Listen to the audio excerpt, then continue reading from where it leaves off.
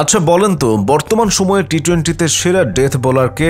আপনার হাতে অপশন দুটি, জসপ্রীত বুমরা নাকি মুস্তাফিজুর রহমান। ভোট না দিয়ে প্রশ্নকর্তার প্রতি রাগও হতে পারে আপনার। বলতে পারেন এ আবার কেমন তুলনা, বুমরার সঙ্গে মুস্তাফিজের নামটা যায় নাকি? যে খেলোয়াড় কোনো দল পাচ্ছে না তার সাথে বুমরার তুলনা? বর্তমান বাস্তবতায় তুলনার কোনো সুযোগ নেই। একজন নিজেকে নিয়ে গেছেন অনন্য পর্যায়ে, আর অন্যজনের ভালো করতে হলে দিনটা নিজের হতে হয়। তবে একটা সময় এই দুজনের তুলনা বেশ ঘটা করেই হতো, সেটা আবার আইপিএলেই। 2016 সালের আইপিএল এর কথা। মুস্তাফিজুর রহমান সানরাইজার্স হায়দ্রাবাদে, অন্যদিকে জসপ্রীত বুমরা খেলছেন মুম্বাই ইন্ডিয়ান্সে। দুজনই তখন উঠতি তারকা। টি-20তে কে ভালো, বিশেষ করে ডেথ ওভারে, তা ছিল আলোচনার বিষয়। হায়দ্রাবাদ বনাম মুম্বাইয়ের ম্যাচে আইপিএল কর্তৃপক্ষ এই প্রশ্নের উত্তর দর্শকদের কাছে জানতে চেয়েছিল। তাতে কে কত শতাংশ ভোট পেয়েছিল জানেন? না, মুস্তাফিজ জিততে পারেননি, তবে ভোট পেয়েছিলেন 48%। এত শতাংশ ভোটের মধ্যে নিঃসন্দেহে অসংখ্য ভারতীয় তাকে ভোট দিয়েছেন। এখন কি একজনকেও খুঁজে পাওয়া যাবে?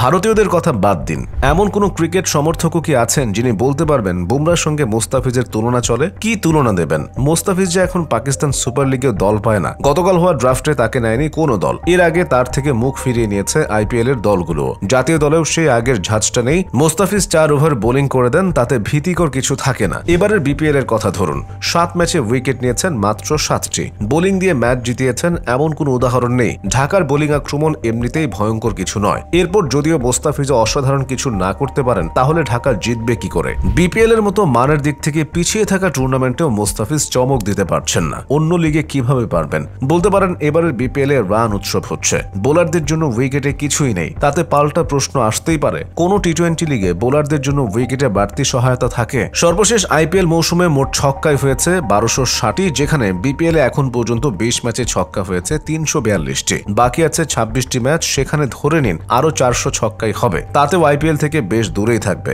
আইপিএল এ ব্যাটসম্যানদের সমন্বিত স্ট্রাইক রেট ছিল 150.58, যেটা এবারের বিপিএল এ 140.43। আর আইপিএল এ যেভাবে বলে করে 200 রান তাড়া করা হয়, বিপিএল এ তা চিন্তাও করা যায় না। আন্তর্জাতিক টি-20তেও এই ছাপ পড়েছে জোরে সোরে। ঘরের মাঠে গত সেপ্টেম্বরে বাংলাদেশের বিপক্ষে ভারত যে টি-20 সিরিজ খেলেছে, সেটা এখন টি-20 ক্রিকেটের আসল বিজ্ঞাপন।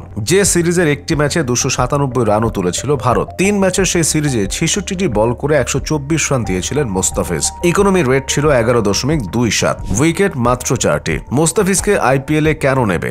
বাহাতি পেসার হিসেবে মুস্তাফিজ কিছুটা বাড়তি গুরুত্ব পেতেন। দিন শেষে ইম্প্যাক্ট না থাকলে আর কতদিন? দেশে না হয় বাহাতি পেসারের ঘাটতি আছে, ক্রিকেট বিশ্বে তো নেই। এবারের পিএসএল ড্রাফটে বেশিরভাগ দল মুস্তাফিজকে ছাড়াই বাহাতি পেসার খুঁজে পেয়েছে। আইপিএল, পিএসএল কোথাও নেই, মুস্তাফিজ খেলবেন কোথায়? সারা দুনিয়ায় অবশ্য টি-20 টুর্নামেন্টের অভাব নেই, মান নিয়ে যায় একটু প্রশ্ন। তবে মুস্তাফিজ খুব বেশি বাইরের লিগ খেলেননি। আইপিএল এর বাইরে পিএসএল, এলপিএল এবং কাউন্টিতে খেলেছেন। এখন হয়তো অন্য লিগগুলোর দিকেও চোখ দিতে হবে। আর সেসব দ্বিতীয়, তৃতীয় সারির টুর্নামেন্টে কারো নিয়মিত হওয়া মানেই ধরে নেওয়া যায় তার শেষের খুব বেশি দেরি নেই। 29 বছর বয়সী মুস্তাফিজও কি সেই পথেই হাঁটছেন? জানিয়ে রাখতেই হচ্ছে, সর্বশেষ বর্ডার গাভাস্কার ট্রফির সেরা ক্রিকেটার হয়েছেন বুমরা।